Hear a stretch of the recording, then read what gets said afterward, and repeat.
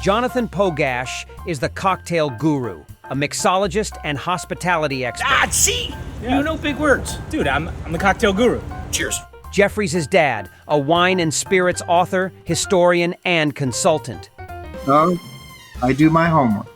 With decades of experience, they're always looking for the next big thing. Join this father and son duo for a few laughs as they explore the hottest trends in hospitality with the service industry's leading trailblazers and tastemakers. Welcome to the Cocktail Guru Show.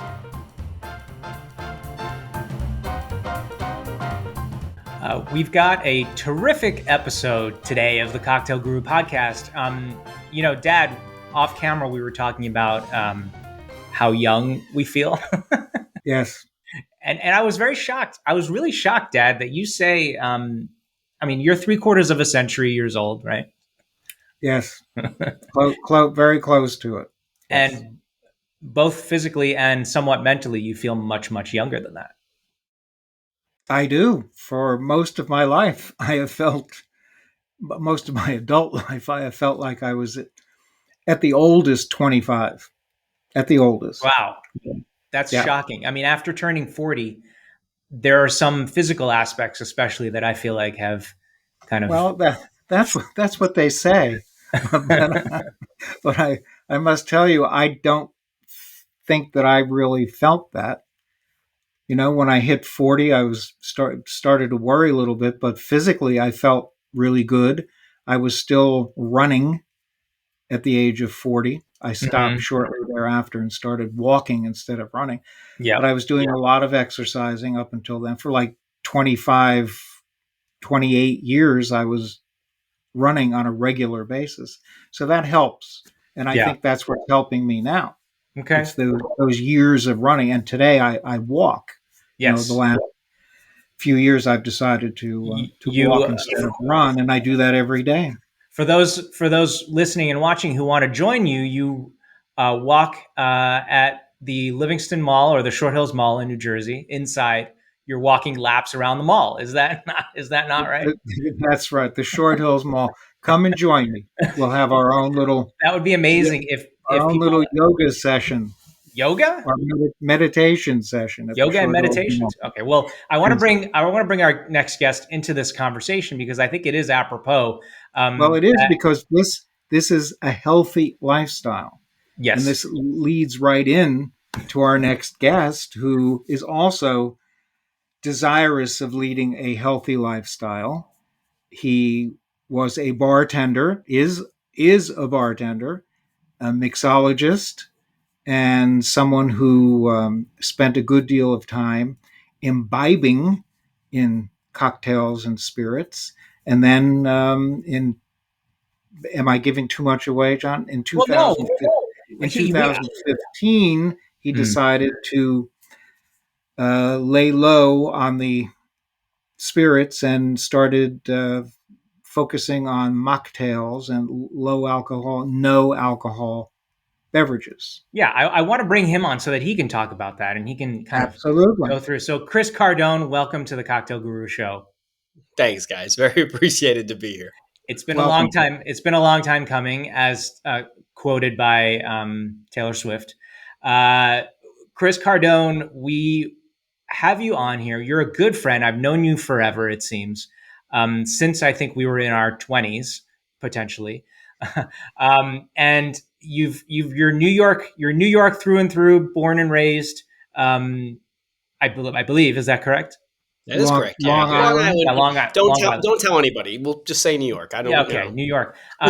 But you've made quite a career for yourself, working independent events, working bars, developing beverage programs, working with non-alcoholic beverage brands, and really promoting your personal journey from working in spirits, still obviously working in spirits and serving them, but also personal journey of cutting alcohol and maintaining health within the industry. Is that not right? Yeah, it has been a journey. I actually met you at the Astor Center. You were doing a cocktail class, and this was in the middle 2000s. And I was kind of fresh off the Flair scene. The Flair scene was, you could read the writing on the wall. Flair was kind of on the way out, and mixology was all the rage, and the speakeasies were all popping up. This was the time when Employees Only had just opened up, and PDT had just opened up, and Julie Reiner was starting to get all her spaces with Audrey Saunders and like Pegu and all that kind of things was happening. And you were teaching a mixology class, and I was trying to gobble up any pieces of information I could. And it was a very good class. And I stayed afterwards and we chatted, and we've been besties ever since. Wow. That was the first time we met? Yeah. Yeah. Oh my gosh. Yeah. And so, as far as the alcohol stuff, yeah, I was, Jeffrey, you put it very lightly when you say I imbibed in alcohol. I would say I over imbibed in alcohol for a very long time. And I think that's just a natural progression of many people in the alcohol industry. I use the analogy of a whirlwind, where you get sucked into it, and it's very hard to get out once you get sucked in. And so I would wake up very frequently saying, why am I doing this? I need to quit. I need to I need to stop doing this as much. I need to drink less. I need to get this under control. And the next day I would go back to work, and I would, right back in that whirlwind by the end of the night. And so it was not a easy, and it was not a quick decision. There was a few different instances where I would have these very apocalyptic hallucinations that were unexplainable, but they were always in some way, shape, or form apocalyptic. Somebody was coming to kill me or the people I was with. And we're talking like acid trips where I didn't know reality. I was gone. And I had never done a drug in my life. I have never, smoked weed or done acid I've literally never done a drug. I've only drank alcohol. That was always my sort of vice ever since I was 16, 17 years old. And so I would just have these 3, 4, 5 hour blackouts where the plane of reality would just be gone, and I would be somewhere else. And I would be telling people that I was with about what was going on. And, obviously they were looking at me like, what are you talking about? And I always had an excuse every time it happened. I was dehydrated. I didn't have enough food. I didn't get enough sleep. I always had some reason of why these things were happening other than the truth, which is that it was alcohol related, because I've never had one since. And so that was the one commonality that I was refusing to see, right? I just kept closing my eyes and pretending it wasn't that. And so in 2015 on Memorial Day weekend, I had worked, I was working at a bar out on the east end of Long Island, kind of moonlighting there Friday, Saturday, Sunday.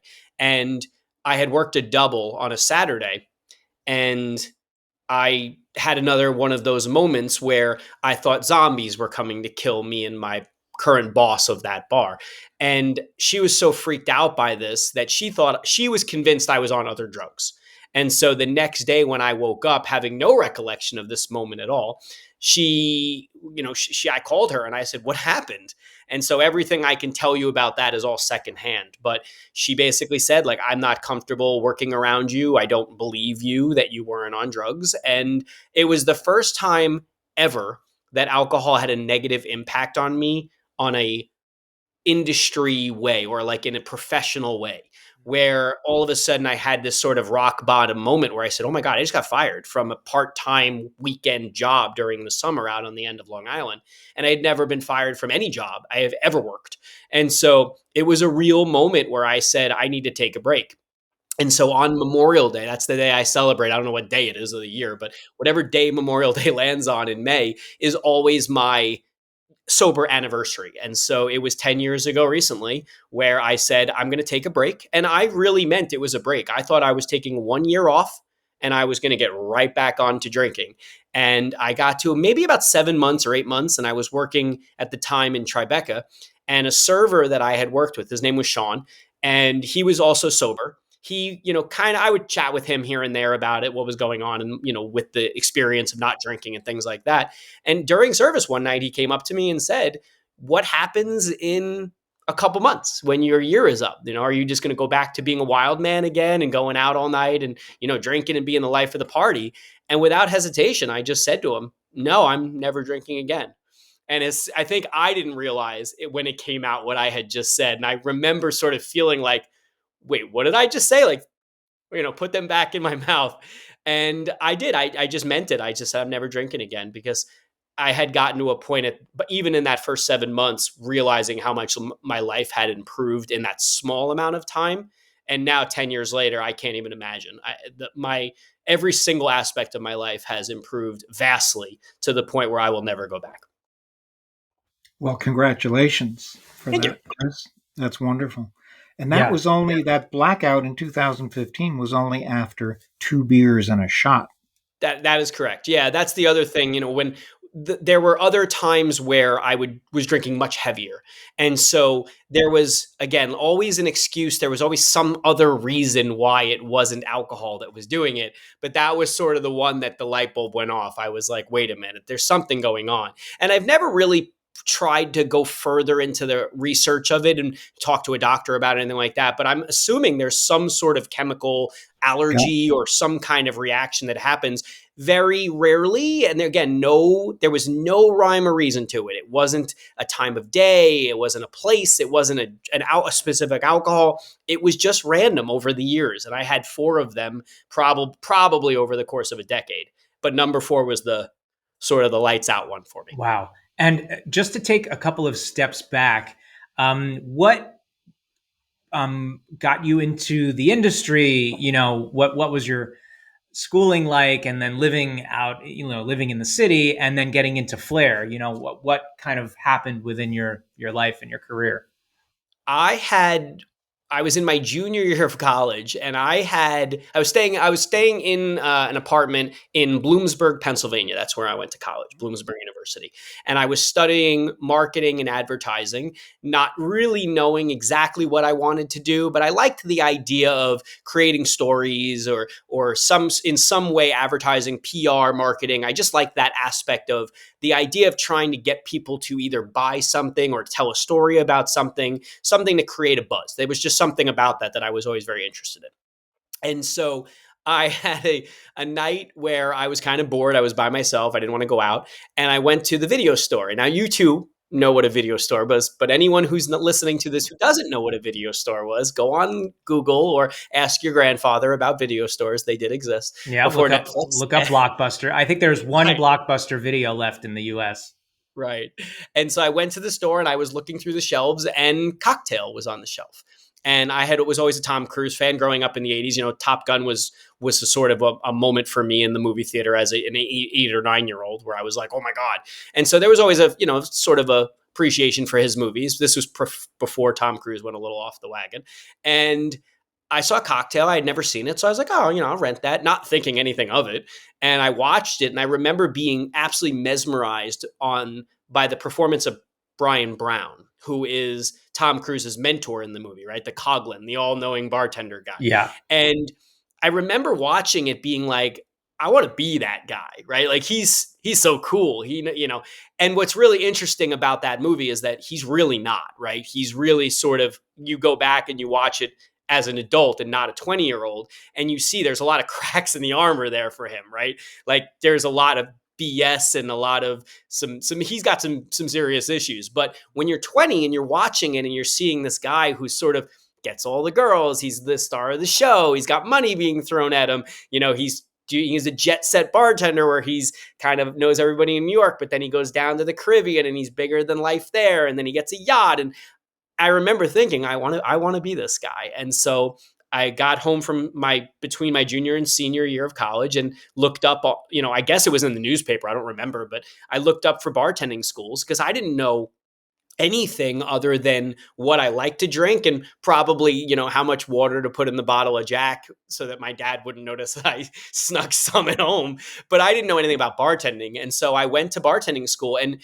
granted, bartending school, I don't know what it's like now, but back then is kind of sort of a waste of money in that you didn't really learn how to bartend, right? You didn't learn about mixology, you didn't learn about cocktails. I mean, we were learning about like things that 99% of people don't ever make, Godfathers and Rusty Nails and electric lemonades. It was like the 90 cocktails or even the pre-cocktails that no one really orders to that anymore.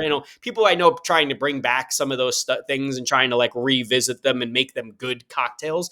But what I thought was really actually valuable was that you learned how to use two hands.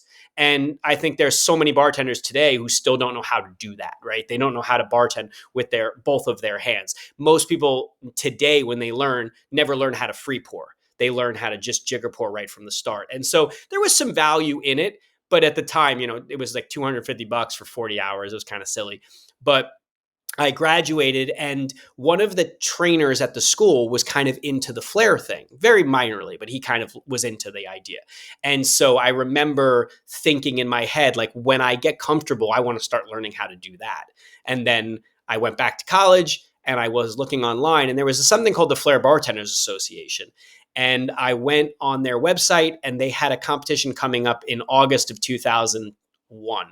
And it was in the Grand Cayman Islands. And I had never left the country ever. My parents were not travelers. And so I remember calling them from college saying, hey, I just want to let you know I just signed up for this competition, this bartending competition in the Cayman Islands. And I remember them being like, wait, what did you just say? And so I did. I went to the Caymans. I was the first time I ever left the country on my own. And the group of bartenders there who have all gone on to do amazing things. Like Philip Duff was down there as a judge. And I mean, I know you two know Philip well. And, he's gone on to do amazing things. Tobin Ellis was a competitor and he's gone on to do amazing things. And there were so many other people there that have now opened up spaces or are massive consultants and like all these things. But they were all down there. And it was such a fraternal environment. There was no ego. There was no pushback. Everyone was on the beach kind of showing each other moves and kind of helping each other with their moves. So, someone would come over and be like, I see you're having trouble with that. Can I tell you what you're doing wrong so you can nail it, the move? And it was just such a really, really incredible environment. And that was it. I was sucked in from then on. Wow. I had no idea that's what brought you into the Flair scene. And so you decided to move back to New York and get some bar jobs and continue competing in Flair competitions, and then eventually transition to doing craft cocktail stuff. Yeah. Yeah. Yeah. The writing was on the wall in the middle 2000s, right? So there was a good, I want to say maybe 7-8 years where Flair was king, right? No one was talking about cocktails. Yeah. Dale DeGroff was talking about cocktails, but no one else. And so Flair started to sort of die out when the cocktail thing came around, because the issue with Flair has always been, it's always been about everything outside of the glass, right? It's the manipulation of the tools, it's the show, it's the excitement, it's the entertainment, but the drinks were never good. And even in the competitions, looking back at them, I mean, we were making terrible, terrible drinks. But when the bottles were all filled with water 99% of the time. And so it was never about what was in the drink. And then when the craft cocktail stuff came about, it was the exact opposite, right? It was everything was in the drink and nothing else matters. But I guess that's usually that's life, right? The pendulum swings hard both ways, right? And so I remember thinking to myself, now 7, 8, 9 years into this business, oh, I better really quickly learn about this if I'm going to continue to go this route, so that I don't age myself out in a way, right? I'm not useful if I'm a Flair bartender in a world where everyone is learning about craft cocktails. And so I reached out to multiple people. And again, like I even said with you, I went to your class. I went to every USBG meeting I could in the city. And I just tried to be a sponge. I tried to just suck up as much as I could, as often as I could. And I got lucky. I got some really, really good mentors in the early 2010s where right place, right time, right? I started working with Julie Reiner at Lani Kai. I became close friends with Dushan Zarek at Employees Only, and he became a mentor of mine. And then I had Tobin Ellis, who was, but this was pre-Perlick, right? He was kind of doing his just mixology stuff in Vegas. And so I would email him and he would send me these novels of emails trying to help. And then Jason Luttrell and Pam Wisnitzer. And we can go all day with this, but it was just right place, right time. Everyone was just very focused and excited, and there was a really good energy floating around. And so that was, Flair just kind of died out. But what was interesting was that it didn't die out for me on a corporate level. So even while I was learning the mixology stuff, I was still getting hired for these really interesting events. Like I did one for Murakami, the very famous Japanese artist. He had a gallery opening, and down in the Lower East Side, and they had an event at a club. I have no idea what the club was called, but they had an event at a club, and so they had 100, 200, whatever people downstairs, and they hired me to be Murakame's bartender upstairs in the VIP room. So it was just him and his family. But I'm flipping around bottles and he's coming over and having his translator say like, oh my God, this is amazing. It's so cool to see a different kind of art. And so that was a really cool event. And then AT&T had hired me to work a David Blaine event. And so here I'm as far from, David Blaine as, literally 5 feet from him doing his act, and I'm flipping bottles around bartending. And so there was this really cool moment in the middle where I was learning mixology and like completely like a horse with blinders focused on that. And then all of a sudden I would get hired to do these Flair events that were just like, oh my God, this is so amazing, because there was so much to it. We're going to take a quick break and we'll be right back. At the Cocktail Guru, it's all about the experience. We want our clients to taste and feel the aroma, the temperature, the flavor, to make memories when they try our cocktails. The Cocktail Guru was born in 2006 when there was a need for high-quality cocktails, bartender training, and expertly crafted drinks for special events. Then the Guru team moved to Massachusetts and expanded nationally. We even provide cocktail demonstrations on morning television institutions like the Today Show. Consider the Guru team for all of your events. Corporate clients enjoy our entertaining team-building exercises. Bachelorette mixology classes are fun for everyone. We can craft a signature cocktail bar for any occasion. Plus, the Guru team can design cost-effective beverage programs with staff training for any bar or restaurant. And be sure to join us for the Cocktail Guru podcast, where we regularly interview some of the hospitality industry's best. So why not consider the Cocktail Guru for your next project? Cheers. All right, Chris. So I'd like to talk about something called functional flair, which the term might have been floated around in people's ethoses here and there. But to me, that's kind of incorporating some aspects of flair, but also paying attention to what goes into the glass, sort of the combination of craft cocktail making, but also, flipping a bottle here and there, or twirling a spoon, or jiggering with multiple fingers, that kind of thing. Is that correct? Yeah. It's really interesting because we were a little bit ahead of our time in the middle 2000s. We started having a separate section of Flair in the Flair comps. So the Flair comps, the best one that there was, like the pinnacle of Flair bartending competitions, was one run by a guy named Ken Hall, who's in Vegas still working out there as a bartender. And Ken created a competition called Legends of Bartending, and he did a speed round. He did a Flair round where it was, again, bottles in the air being juggled, all crazy stuff. And then another one called the Working Flair round. And the Working Flair round was where you were sort of just starting to do like the mixology stuff, where you were making sort of like real cocktails, but you were also doing it in a very small amount of time.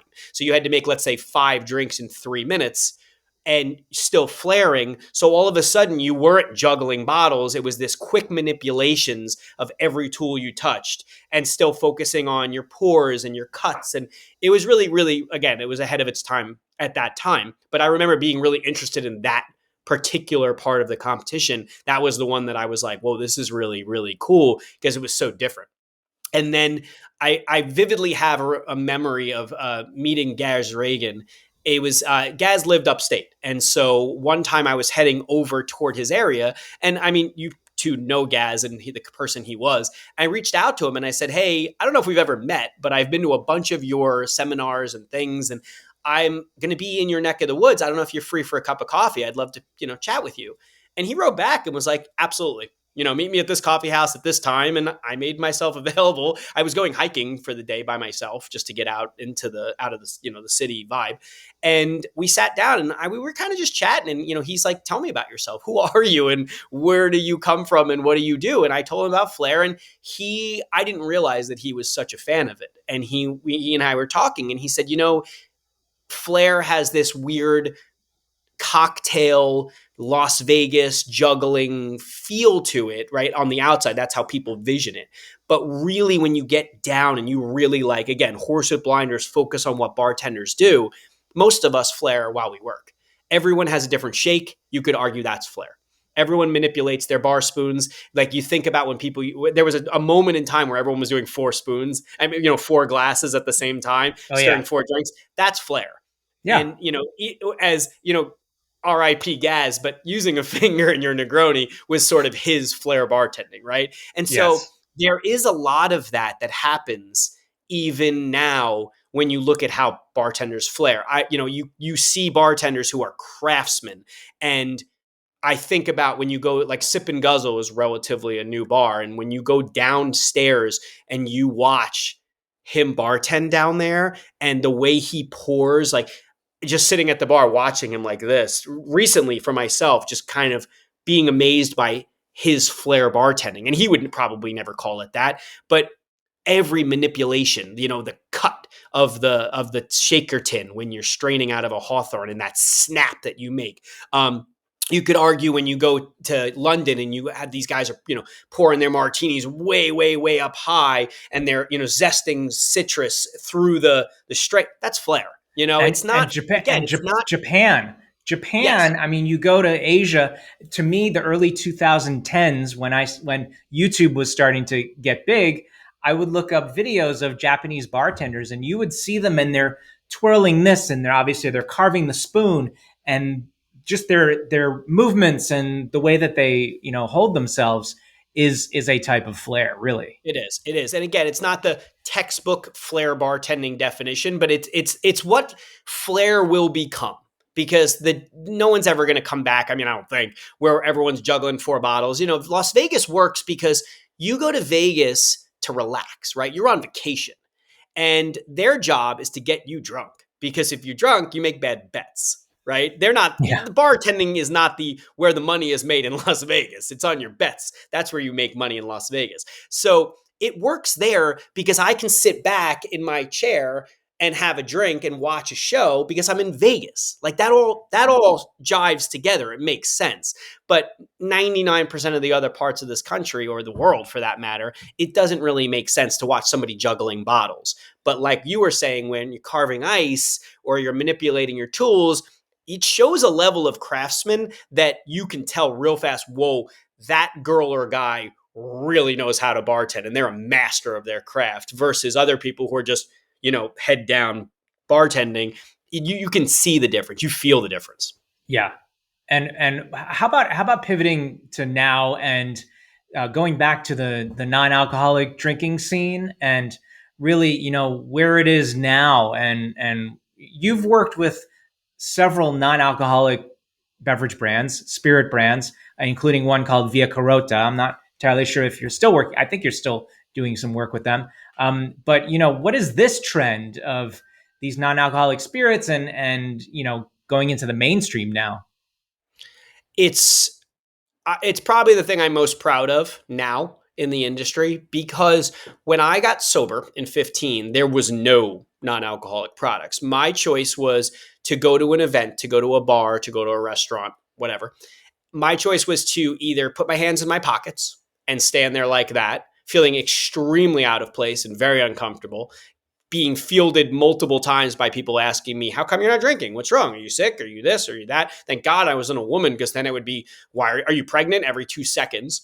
And so my other option was to get a tonic water or a club soda or some horrible mash of fruit juices in a pint glass with a straw.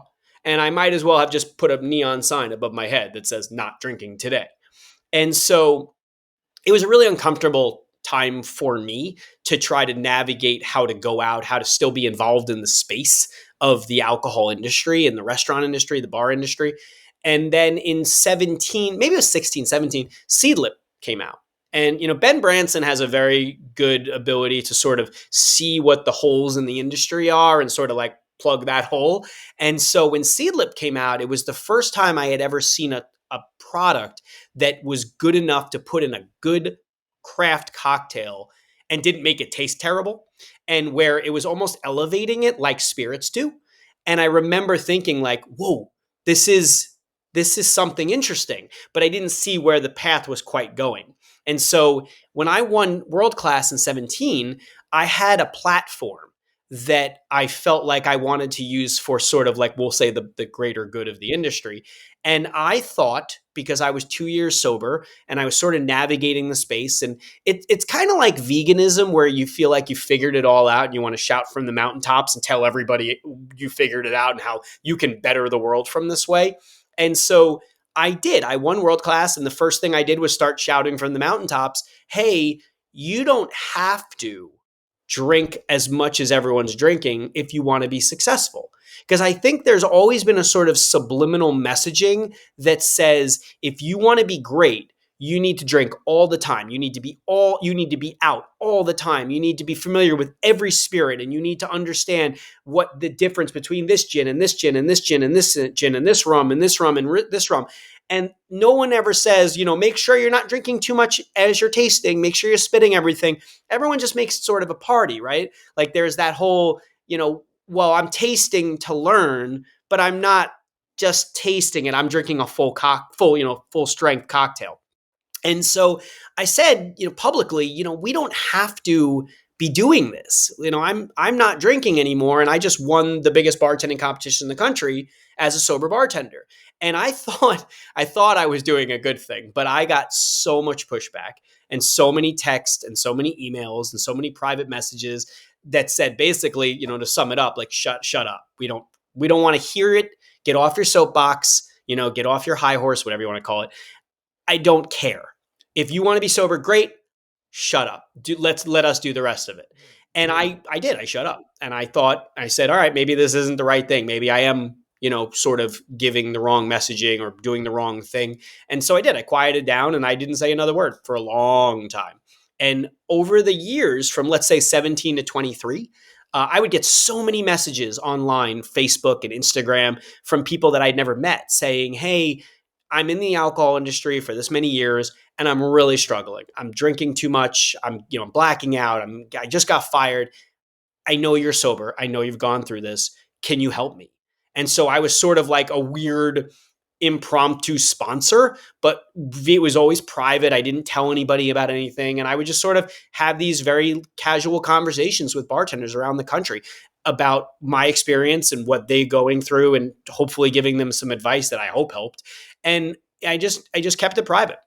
And then in 23, it was like this weird explosion of non-alcs that just came out all at the same time. It felt like, where Liars popped up and Ritual popped up, and you have Athletic Brewing, and you have all these great non-alcoholic beers, and like Prima Pave and French Bloom came out, and you have non-alcoholic sparkling wine, and all of a sudden I'm like, holy shit, like there's so much good stuff out here. And a sort of a moment of clarity where I said, I'm going to try it again. I want to sort of be public about this again, and maybe it's a different space. And I was 100% right. Not right all the time, but I was 100% right about this.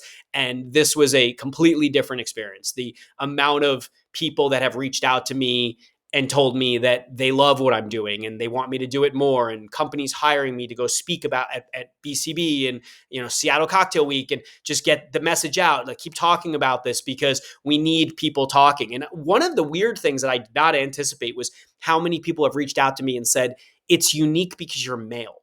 I didn't see that coming, but they said there's so much more female presence online publicly about sobriety than there is a male talking about it. That sort of macho, you can't talk about your feelings thing. And so people have reached out to me, brands have reached out to me and said, keep doing this. We need males doing this too. And so like I said, I didn't anticipate that, but it's been a really, really inspiring time for me, where all of a sudden I'm like watching sort of a change. And you two will know what I'm talking about because you were both there for it as well.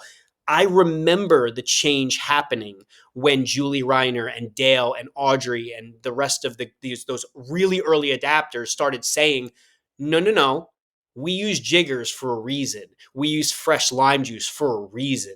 We do all these things for a reason. And I'm getting goosebumps when I'm talking about it.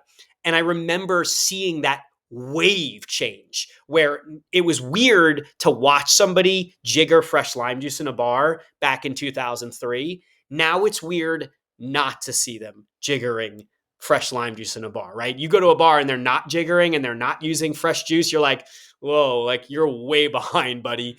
And so I watched the tidal wave happen. I feel like we're watching it again. And it's not, right now we're watching the crest of it. I think it'll calm down and it won't be all in your face like it is right now. And we'll find sort of a balance. But I am really optimistic that over the next, let's say 5-10 years, it'll become commonplace for bars to have as good of a non-alcoholic program as the intentional alcoholic program. Yeah, that was going to be my next point. You're very much in the forefront of, for lack of a better term, promoting the craft of the mocktail. In other words, just like craft of the cocktail, using the finest ingredients that you can find to make a drink that's just as exciting and just as sophisticated as any cocktail, even though there's no alcohol being used. Right. And I think that the overall pushback from people is that there's two. One is they don't understand the price. Why would I pay $20 for a non-alcoholic cocktail? Because there's no alcohol in it. And so the thought is from the general public is it's flavored water. And I think it's incumbent upon the brands. And again, I'll bring you two back into the fold of this, is we were all there for it. There was a moment in time where brands were really spending money on education. They were talking about why Sapphire is so different than other gins because of all of the botanicals they're using.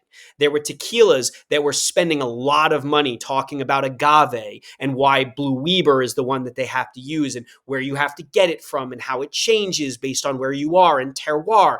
And then you had a lot of money going into Scotch and them talking about all the different territories of Scotland. There was so much money being thrown into education.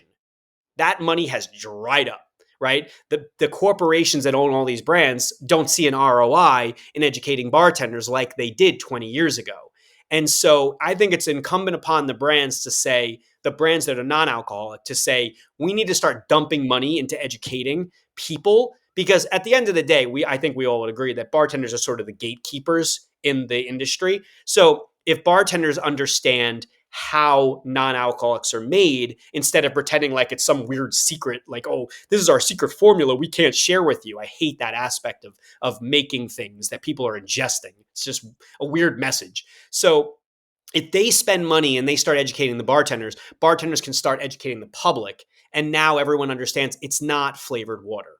The other part of it is there a value? And this is something I guess we could discuss, but is there a value for a cocktail that doesn't get you drunk? And my argument is yes, because I don't think you have to get drunk to drink a good drink. And if the drink is made, like you said, the craft of a non-alcoholic cocktail needs to have the same attention and intention as a cocktail.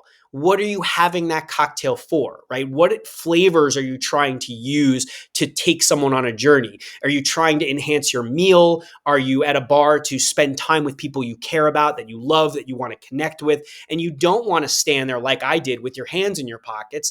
You want to have the same experience as everyone else. I want to be able to cheers with my friends. I want to be able to have a cocktail with say, man, that's really good. The alcohol portion is separate. I don't need that to enjoy myself. Yeah. So I'm not going to a bar saying, oh, I'm going to order a non-alcoholic cocktail because I want to save $5. Like, that has nothing to do with the decision. And the truth is, and one of the things that I've been fascinated with all the research that's been going on, is that the majority of people that are ordering non-alcoholic cocktails still drink alcohol. They just don't want to have alcohol then, whether it's that night or in that hour. Yeah. And I love that whole zebra striping. Go ahead, Jonathan. I'm sorry. Yeah. No, I was just going to say, I have two questions that I want to get out very quickly before we wrap up, because we just have a minute or two left. So these are kind of two quick fire questions. Number one, do you taste your cocktails, spirits, and spit? Yes. Yeah, I still do, because for me, it was never the alcohol on a scientific evaluation of a cocktail that gave me trouble. It was the social aspect that always got me in trouble. So when I taste my cocktails, I spit every single time, and I'm very, very locked in scientifically for evaluating, whether it's for World Class or my own menu. I'm not in an enjoyment moment. I'm not thinking of this, wow, this is fun, I'm having such a good time. I am like a scientist really evaluating the balance of the drink, and then I'm done.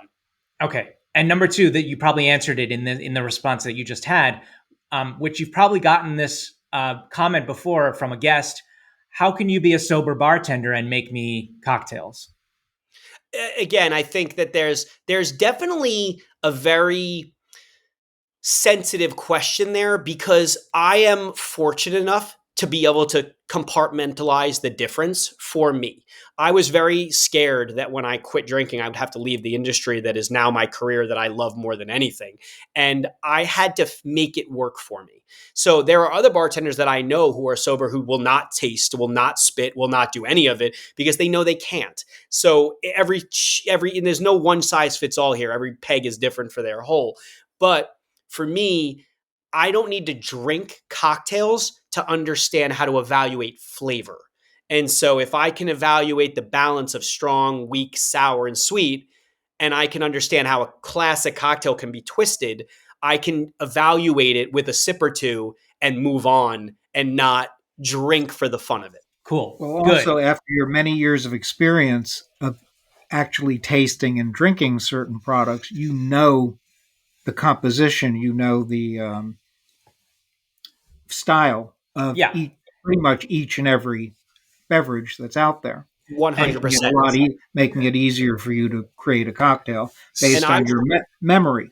And I would argue my palate has improved since I quit drinking, because now when I'm tasting a cocktail, it's so rare that I'm, like I said, locked in. Yeah, you're more focused. I've had even judges at World Class be like, how did you get that flavor note? And it's because I'm not drinking all the time anymore. Okay, so to wrap up in conclusion, where can people find you online or in person?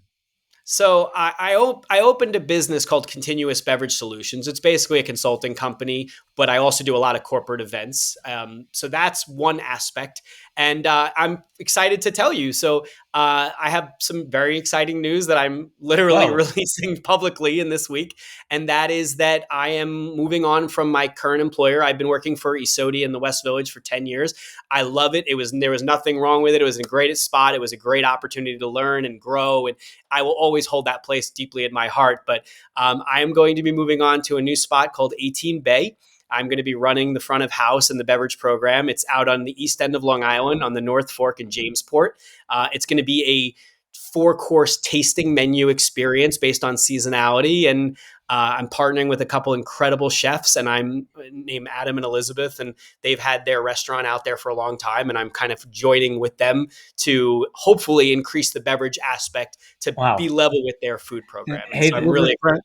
Will this restaurant be open all year round? Yes. Yeah. We're going to be open all year. We will probably go seasonal days during January and February and March.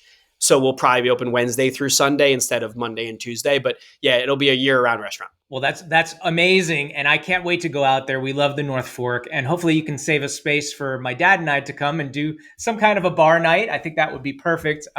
Chris Cardone, thankful to have you. We could keep talking, but alas, our time has concluded. So thanks so much, Chris Cardone. Thank you, guys. It's been a pleasure. Thank you, Chris. Great seeing you. Now open, Barrel Room Chronicles online whiskey shop, where every bottle tells a story. Solange Ava.